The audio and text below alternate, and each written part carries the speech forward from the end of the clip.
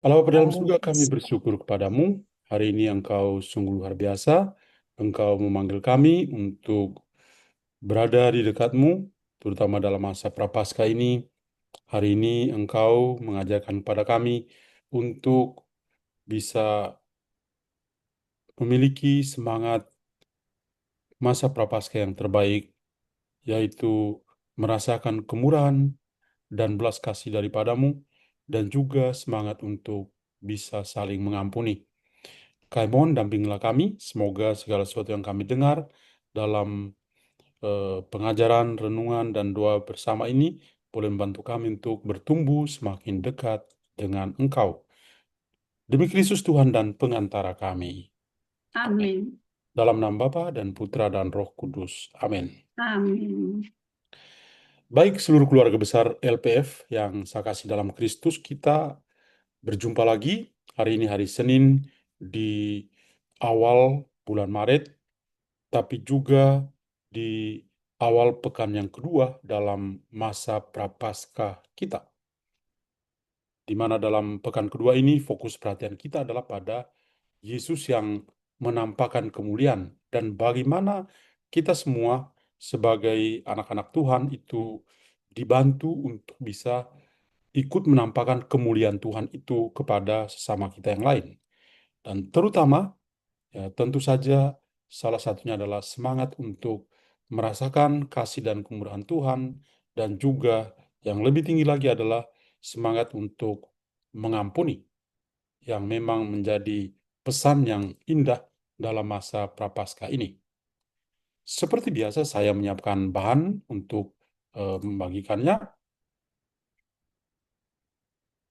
dan tema yang saya angkat dalam permenungan kita pada hari ini adalah mengampuni itu indah. Pertama, kita memandang gambar ini yang sangat terkenal kalau kita memperhatikan Tuhan Yesus mengampuni seorang wanita yang berdosa. Sesama manusia boleh saling menolak satu sama lain. Sesama manusia boleh saling menghakimi satu sama lain, tapi Tuhan tetap memandang kita dengan penuh kasih. Besar atau kecilnya dosa itu tidak Tuhan lihat, tapi yang Tuhan lihat adalah hati kita yang terbuka untuk merasakan dan mengalami pengampunannya. Maka pengampunan itu memang indah kalau kita lakukan, atau kalau kita lakukan di dalam kehidupan kita. Pesan Injil pada hari ini yang menjadi tema permenungan kita adalah dari Injil Lukas bab 36, bab 6 ayat 36 sampai 38. Dan tentu kalau kita membaca teks yang sangat singkat ini, memiliki pesan-pesan yang sangat berharga bagi kita semua dalam masa Prapaskah ini. Tapi saya coba untuk mengambil beberapa poin dan kemudian memilih satu saja, yaitu tentang pengampunan. Ada beberapa poin pesan dari perikop Injil Lukas bab 6 ayat 36 sampai 38 ini.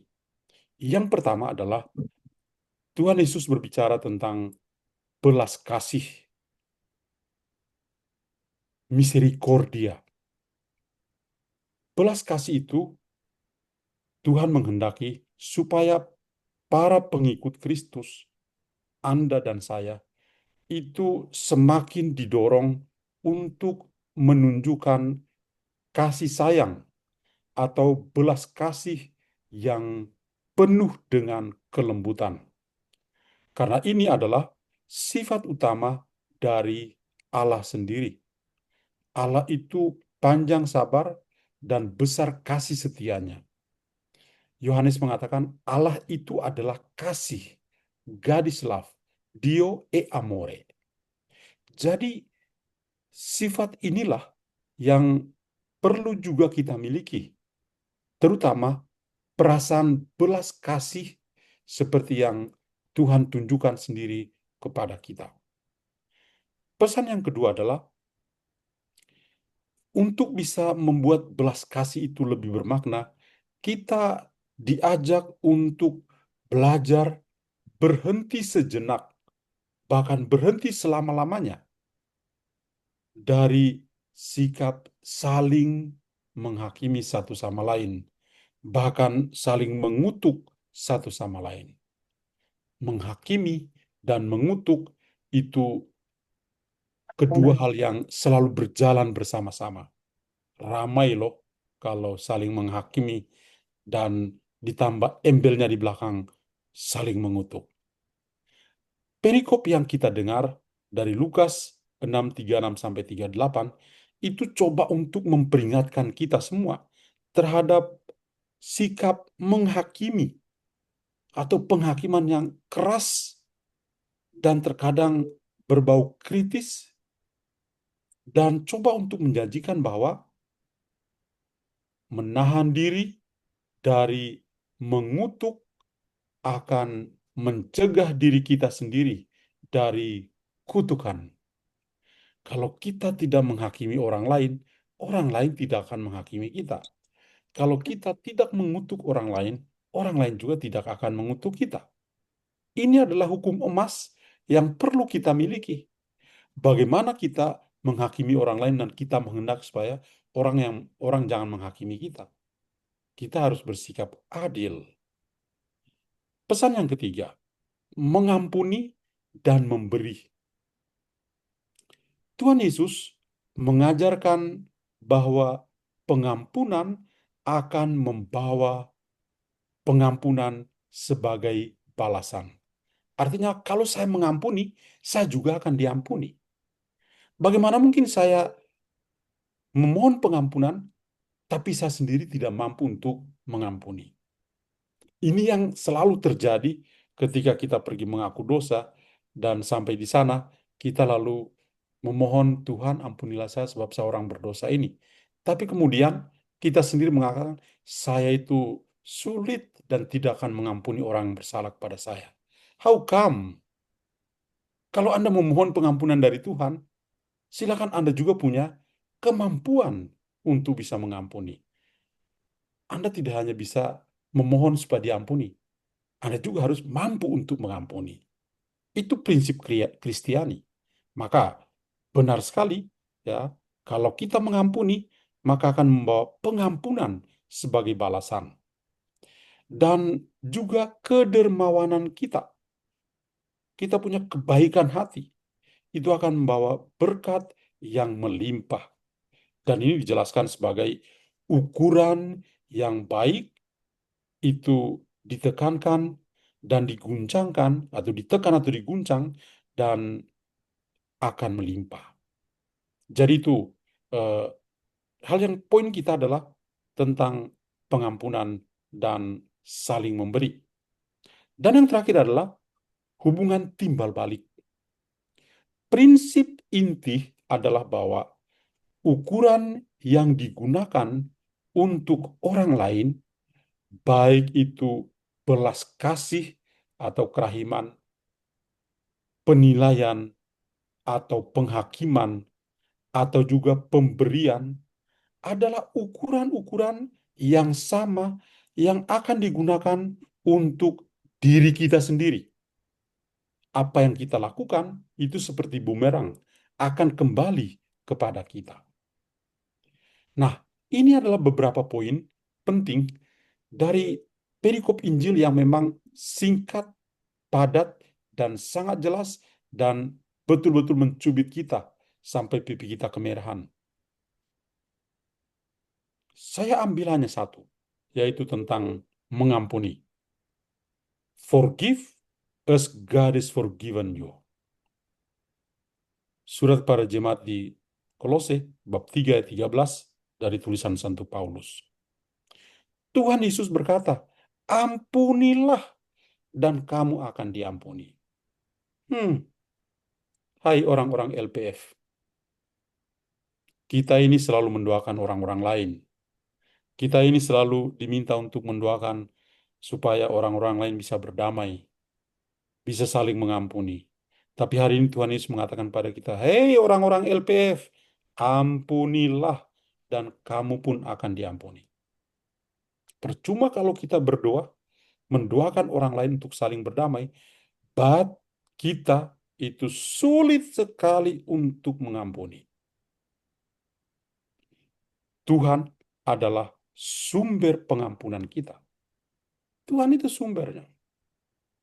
Kita berdosa sekalipun, Dia tidak menghitung-hitung dosa kita. Saya mengutip di sini kutipan dari kitab Mika bab 7 ayat 19 yang minggu lalu juga saya sudah pernah sampaikan. Ketika Mika dalam tulisannya mengatakan, biarlah Ia kembali menyayangi kita. Biarlah Tuhan itu kembali menyayangi kita, menghapuskan kesalahan-kesalahan kita, dan melemparkan segala dosa kita ke dalam tubir-tubir laut yang dalam. Hanya Tuhan yang punya kemampuan untuk mengangkat dosa-dosa kita dan membuang ke tubir-tubir laut yang dalam. Tuhan tidak meletakkan di atas tanah yang kering supaya kita selalu melihat dosa-dosa kita. Tapi Tuhan itu mengerti, peduli dengan kita. Sejelek apapun dosa kita itu, Tuhan ambil, Dia buang ke tubir laut yang dalam. Luar biasa. Luar biasa. Sangat dalam maknanya ini. Sekali lagi, Tuhan tidak meletakkan dosa kita di pinggir jalan atau di pasar supaya kita tonton. Dosa kita itu justru diambil dan dibuang di tubir laut. Demikian juga memanggil kita, apakah kita juga mau mempertontonkan dosa-dosa sama kita? Atau kita justru berusaha untuk ikut melemparkan dosa-dosa itu ke tubir laut dalam? Sifat dari Tuhan menurut Nabi Mika adalah bahwa Tuhan itu pengampun yang total. Tuhan kalau mengampuni itu tidak setengah-setengah, tapi Dia mengampuni kita total, seluruhnya, tidak main hitung-hitungan. Tuhan tidak mengatakan, saya mengampuni kamu asal ini syaratnya. Tidak, tanpa syarat. Luar biasa. Pengampunan total. 7 kali. Ya, apakah hanya 7 kali? Tidak, lebih dari itu. Dosa itu selalu tidak diingat oleh Tuhan. Tuhan itu tidak ingat dosa-dosa. Hanya kita yang tukang ingat dosa-dosa. Kita selalu punya prinsip 4L, S, L4SG ya. L4SG itu lu lagi, sebel gue. Setiap kali kalau berantem pasti lu lagi, sebel gue itu. Jadi kita selalu ingat-ingat dosa-dosa yang sudah-sudah selalu kita ungkit kembali. Tuhan tidak, dosa itu tidak diingat-ingat oleh Dia. Tuhan Allah itu memiliki kasih setia. Kasih setia. Ini juga tema yang sangat indah dan sangat bernilai dalam masa Prapaskah. Tuhan punya kasih setia. Besar kasih setianya. Dan yang terakhir adalah pertobatan total. Pertobatan. Maka mengampuni itu memang luar biasa. Dan apa sih keindahan dari mengampuni itu sendiri? Mungkin kita ketawa mendengar atau membaca kalimat ini. Keindahan mengampuni. Memang mengampuni itu indah. Bukankah mengampuni itu susah?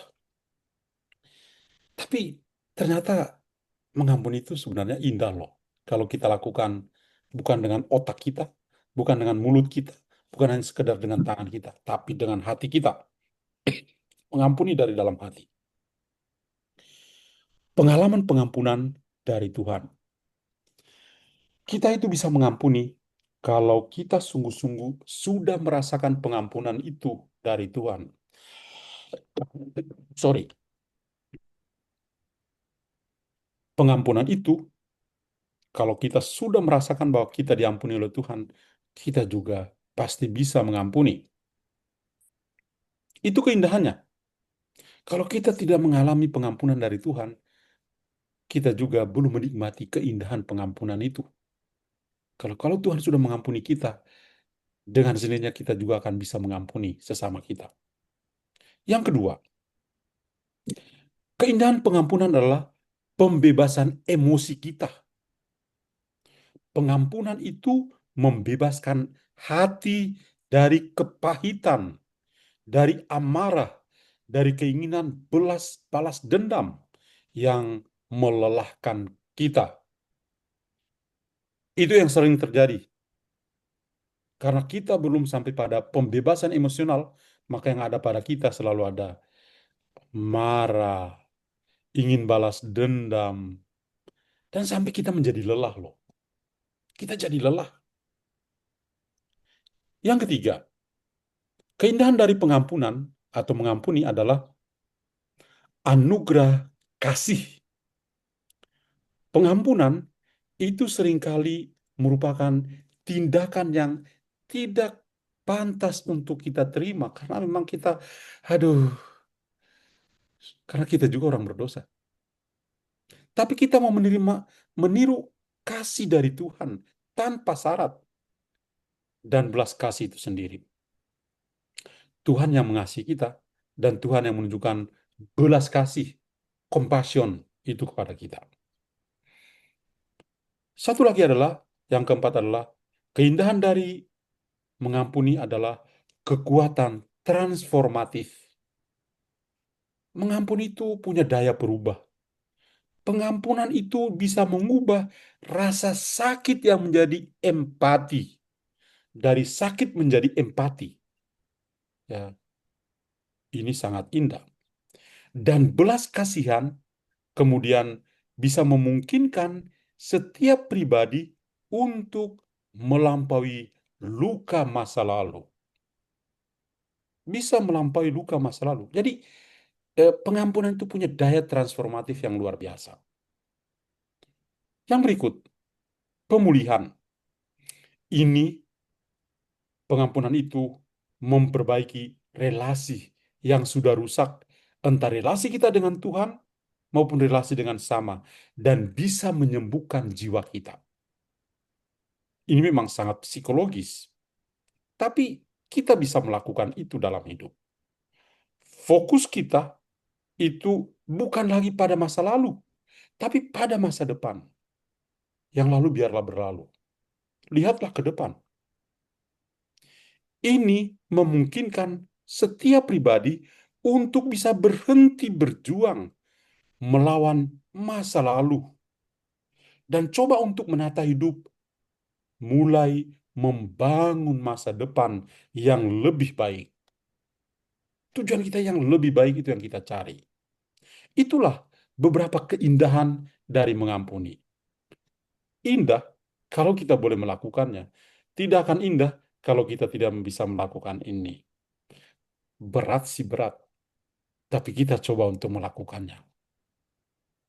Orang-orang kudus itu mengatakan tidak ada yang lebih agung, tidak ada yang lebih besar daripada kekuatan pengampunan. Saya kutip di sini dua orang kudus yang besar, seorang laki-laki sejati, Santo Agustinus. Dia pernah berkata begini, ada banyak jenis sedekah, pemberiannya membantu kita untuk memperoleh pengampunan atas dosa-dosa kita atau silih atas dosa-dosa kita. Tetapi tindak tidak ada yang lebih agung atau lebih besar daripada sedekah yang kita berikan dengan memaafkan, mengampuni dari hati kita,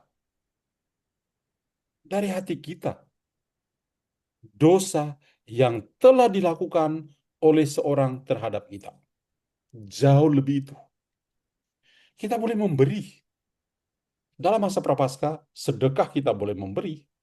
Ya, tapi sedekah yang paling besar adalah kita punya kemampuan untuk memaafkan dari dalam hati kita dosa dari orang-orang yang sudah melakukannya pada kita. Itu lebih tinggi nilainya. Orang kudus yang kedua adalah Santa Teresia dari Avila. Dia berkata begini, aku tidak percaya bahwa jiwa seorang yang telah begitu dekat dengan kerahiman Allah itu sendiri yang tahu siapa dirinya dan berapa banyak dosa yang telah diampuni oleh Allah sendiri. Tidak segera dan dengan rela mengampuni orang lain, serta menjadi tenang dan berharap pada kebaikan bagi semua orang yang telah menyakitinya, karena ia mengingat kebaikan dan anugerah yang telah ditunjukkan oleh Tuhan kita kepadanya, sehingga ia bukan melihat bukti-bukti cinta yang luar biasa, besar dan agung, dan ia senang memiliki kesempatan untuk menunjukkan rasa syukur kepada Tuhan. Jadi pengampunan itu begitu semakin indah dengan pendapat dua orang kudus ini. Bagaimana pengalaman rohani dari Santa Faustina? Mari kita memandang gambar ini. Santa Faustina berdoa depan salib, dan ada juga lukisan Tuhan Yesus kerahiman ilahi. Nah, pengampunan, kalau kita membaca buku harian Santa Faustina, banyak sekali nomor berbicara tentang pengampunan. Pengampunan adalah suatu tindakan belas kasihan, mercy. Pengampunan adalah tindakan belas kasih yang mencerminkan kerahiman dari Tuhan yang tidak bersyarat, yang memerlukan pelepasan total dari amarah, dendam, dan balas dendam dengan segenap hati. Ini adalah pilihan proaktif, seringkali sulit untuk berbuat baik kepada mereka yang menyebabkan penderitaan daripada sekedar menghindarinya. Dan dalam buku harian Santa Faustina nomor 390, sangat jelas ditulis di sana. Dia yang tahu memberi ampun menyediakan bagi dirinya sendiri banyak rahmat dari Allah. Seberapa sering aku memandang salib, sesering itulah aku akan memberi ampun dengan segenap hatiku. Hai orang-orang LPF, Santa Faustina ngomong suatu ini benar. Kalau Anda mau mengampuni, pandanglah salib itu. Dan dari salib itu, Anda akan mengerti apa artinya pengampunan. Bagaimana dengan kita? Hal pertama, ampunilah, maka kamu pun akan diampuni. Let us change. Mari kita berubah. Kita berubah karena Tuhan sudah mengampuni kita. God's forgiveness. Ampunilah, maka kamu pun akan diampuni. Yang kedua, Santo Paulus mengatakan, tetapi hendaklah kamu ramah seorang terhadap yang lain, penuh kasih mesra, dan saling mengampuni, sebagaimana Allah di dalam Kristus telah mengampuni kamu. Sebagaimana Allah di dalam Kristus telah mengampuni kamu. Setiap hari kita doakan doa Bapa kami ini. Entah berapa kali yang kita doakan. Tapi itu lewat saja. Padahal kita mengatakan, ampunilah kesalahan kami seperti kami pun mengampuni yang bersalah kepada kami. Tapi kita, ampunilah kesalahan kami, tapi kami tidak akan mengampuni orang yang bersalah kepada kami. Betapa kerasnya kepala kita di hadapan Tuhan. Masa Prapaskah sebagai masa untuk saling mengampuni secara total. Bukan hanya mulut yang berucap tentang mengampuni dan tangan yang menggenggam. Bukan, tapi hati yang penuh cinta. Hati yang penuh cinta. Seluruh keluarga besar LPF, pesan pada hari ini memang sangat keras bagi kita. Tetapi Kalau kita mau bertumbuh menjadi dewasa dalam iman kita, memang perlu yang keras-keras itu, supaya kita bisa berubah menjadi lembut. Apa yang kita dengar, entah dari Tuhan dalam Injil hari ini, atau dari orang-orang kudus, sungguh membaharui kehidupan kita. Apakah kita masih punya waktu untuk mengampuni? Kalau Tuhan begitu mengampuni kita, kenapa begitu sulit untuk kita mengampuni? To forgive means to forget. Mengampuni itu berarti melupakan. Tanpa ada daya untuk melupakan yang sudah-sudah, kita masih tetap akan sulit untuk mengampuni. Mari kita berdoa. Allah Bapa dalam surga, syukur kepadamu hari ini Engkau membuka pikiran kami. Kami boleh jujur kepadamu Tuhan. Kami malu karena Engkau begitu mengampuni kami. Tapi kami begitu sulit untuk mengampuni. Tapi kami masih punya harapan bahwa ternyata Engkau adalah Allah yang mengampuni. Dan Engkau tetap mengingatkan kami untuk selalu dan terus mengampuni dalam kehidupan kami. Semoga dalam masa prapaskah ini kami mampu untuk mengampuni Tuhan. Karena Engkau sendiri sudah mengampuni kami. Terima kasih Tuhan. Namun kami puji kini dan sepanjang masa. Amin. Amin. Tuhan bersamamu Dan dan bersama bersama rohmu. rohmu. Semoga Allah yang Maha Kuasa memberkati saudara sekalian, Bapa dan Putra dan Roh Kudus. Amin.